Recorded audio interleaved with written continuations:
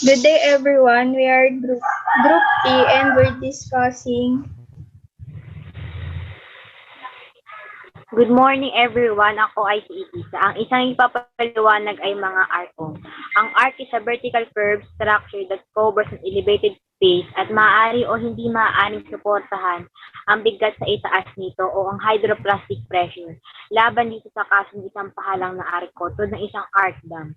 Sa parang ipinapakita sa figura, ang isang pagkasunod-sunod ng mga bloke ng hugis ay kalso, ibig sabihin mas malawak sa ibabang gilid ay tinakda mula sa plank hanggang sa plank. Ang resulta ay isang arko. Ang bawat washer ay dapat na tumpak na sukat upang mahigpit nitong itilim at isagawa ang pag-load ng mga pantay sa ibabaw ng mga katabing bloke na tinatawag na keystone. Ang arc ay maaaring gawin ng kalahating bilog, segmental, o pointed. Ang mga non-circular curve ay maaari ding magtagumpay sa paggamit. Ang example nito ay ang Roman arc.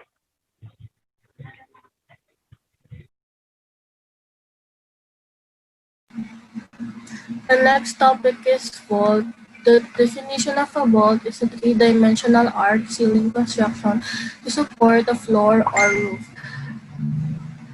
According to my research, vault is an architectural term for an arc form used to provide a space with a ceiling or roof. Vault is used by bricks or concrete solid mass.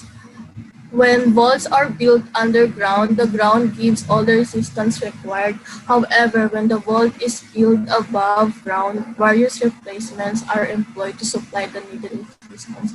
An example is the thicker walls used in the case of barrel or continuous walls are used to supply resistance when intersecting walls are employed.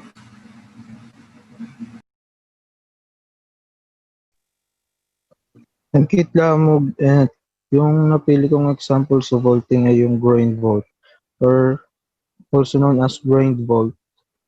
At ito ay ginawa by the intersection at the right angles of two barrels, yung ganun, arc.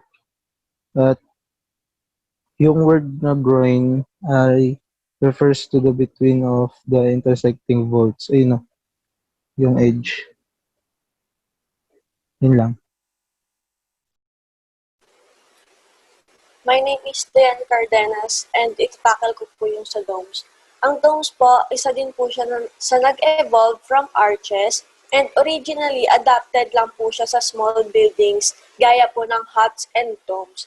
However, as construction design techniques develop dahil po yun sa mga advancement in mathematics natin, materials, and production techniques, nagkakaroon po tayo ng ibang dome na types po. And naging popular po sila sa mga magagandang mga ceiling or roof na halos nakikita natin sa mga cathedral and legislative buildings po. Simply, government and religious buildings. At dahil nabuo ang dome sa ancient Mesopotamia, dome structures are common in Byzantine architecture and Sasanian architecture na naimpluwensyahan ang buong Europe and Islam. Yung Byzantine architecture po, yun po yung Roman architecture and yung Sasanian architecture and are yung Persian architecture.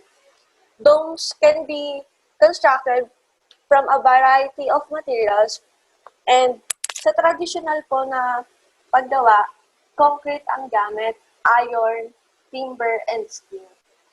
And most recently, lightweight materials po ang gamit nila sa mga architecture na yung mga bagong types of domes. Sa examples na lang po, may explain po ni R.B. Bolila. So ako po si R.B. Bulilan and I'm going to state one example of dome. So yung Taj Mahal po is kilala po siya, kasama po siya sa Seven Wonders of the World and ginawa ito noong 1631 and 1648 by Mughal Emperor Shah Jahan in memory of his favorite wife sa India. So sabi nga po ni Cardenas, ang dome po is originally adapted by Middle East, India, and Mesopotamia, and also Mediterranean. So, karamihan po ng mga nagpapatayo ng mga dome structure is government related or sa religious. Sa Taj Mahal po kasi, yun nga, memorable po siya kasi po pinagawa siya as musileo po ng kanyang asawa.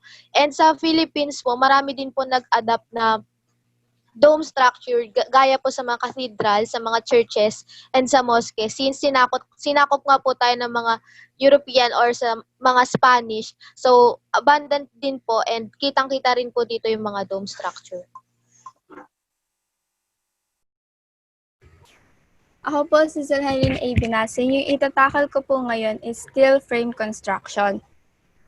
Ang steel frame construction is ginagamit siya sa mga buildings para supportahan yung roof, floors, and walls ng mga buildings. Ito yung mga nakikita natin na mga bakal na may patayo at may pahiga or nakaayos as vertically and horizontally. Ang steel frame construction, from the word itself na steel, ang gamit dito ay mga bakal instead of woods and stones. Kadalasan, steel frame construction yung mga ginagamit sa paggawa ng mga buildings because it is sturdy enough to withstand any natural disasters katulad ng earthquakes, typhoons at iba pa. Nalalasan nito yung damage na dala ng mga natural disasters, kaya yung mga buildings na naka-steel frame construction hindi agad nasisira o natutumba. Plus, ang steel frame construction is fire resistant and can last for how many years without any complications.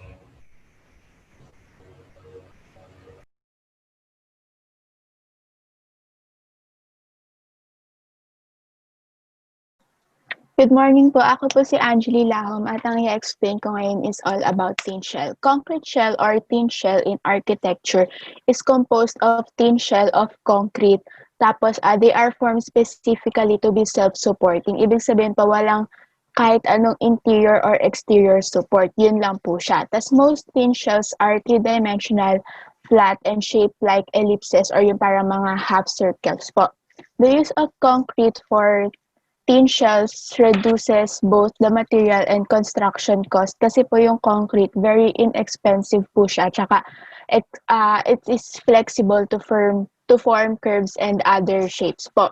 Even though they are called thin, this type of technique or structure is immensely strong to withstand hurricanes and fires. Other examples, some examples po nito is yung modern monolithic domes or yung mga houses po na parang shaped like igloos. Yung mga houses po na yon nakakapag-withstand po siya ng mga hurricanes or fires. Kaya po yung tin shell, kino-consider po siya as isang matatag po na structure kasi po kaya din niyang mag-withstand ng F5 tornadoes or yun po yung parang pinaka highest intensity ng tornadoes according to the Fujita tornado damage scale. Yung tin shell po, the first concrete shell dates back to the 2nd century. Yung tin shell po natin ngayon, ano na po siya, evolution po siya ng mga structural concepts from Egyptian, Assyrian, and Roman civilizations. Yung modern tin shells naman po, nag-appear po siya sa Europe in the year 1920s. Pero nung year 1920s po na yon, yung iba pong mga tin shell, still reinforced pa po siya. Ibig sabihin, hindi pa po siya totally self-supporting. Meron pa pong mga steel sa loob nila. Tapos nung 1920s din po, yung mga kalimitan pong kapal ng mga tin shell is nasa 2 to 4 inches. Pero meron din naman po ng mga year na yon na nagsisimula na po silang gumawa ng mga tin shell na self-supporting po talaga. The strongest form of shell is the monolithic shell or yung parang shape nga po na parang igloo. Tapos yung the most common form naman po is the dome. Pero other variations are also possible, other shapes po. This technique was widely used through 1960s. Hanggang 1960s lang po kasi parang naisipan po ng mga tao na masyado siyang mahirap gawin for some projects po. Tapos kailangan din po niya ng high level of maintenance kasi po itong tin shell na to, siya na din po yung parang nagiging roof po ng mga houses. Kaya kailangan ng high level of maintenance to prevent leakages and other construction pathologies. Tapos nung 1980s po, parang doon na po nagsisimula yung mga tao, mas pine-prefer na nila yung mga polygonal shapes and stretch structures compared to sa thin shell po. Yun lang. Yung examples po, si Jesohaya Lucino na yung mag-explain.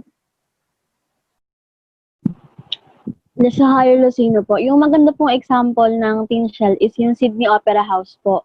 Tulad po ng sinabi kanina ni Angeli, gawa po to sa concrete panels kung saan po ito po ay isang naturally strong structures. Tapos hindi lang po makakatipid sa materials and construction, mas madali rin po ito i-form into curve.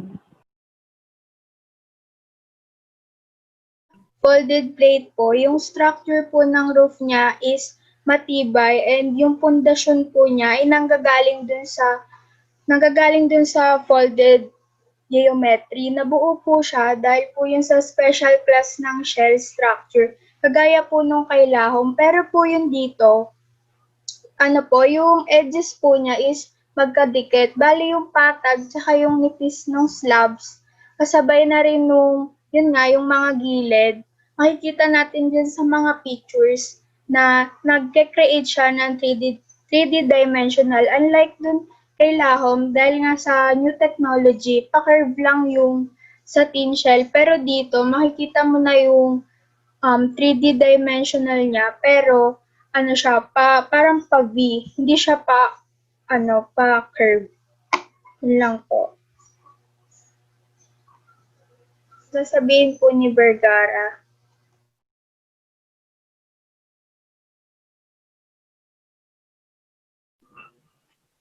Ulitin ko ba?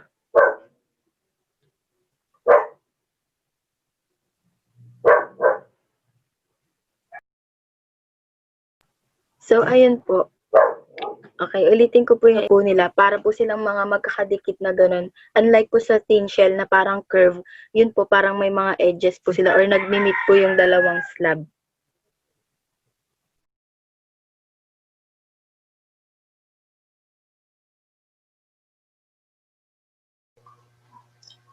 And yun lang po yung report ng Group 3.